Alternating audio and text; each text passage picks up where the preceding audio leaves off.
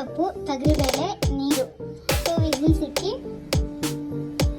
ಜೀರಿಗೆ, ಮೆಣಸು, ಬೆಳ್ಳುಳ್ಳಿ,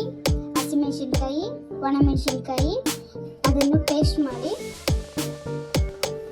ಟೊಮೆಟೊ, ತೊಗರಿಬೇಳೆ, ಕರಿಬೇವಿನ ಸೊಪ್ಪು ಮಿಕ್ಸಿಗೆ, ಮತ್ತು ನಾವು ಮಾಡಿರೋ ಪೇಸ್ಟು, ರಸದ ಪುಡಿ, ಹುಣಸೆಹಣ್ಣು ಪೇಸ್ಟ್ ಮಾಡಬೇಕು. ಆಮೇಲೆ ಒಗ್ಗರಣೆಗೆ ಆಯಿಲ್, ಸಾಸಿವೆ,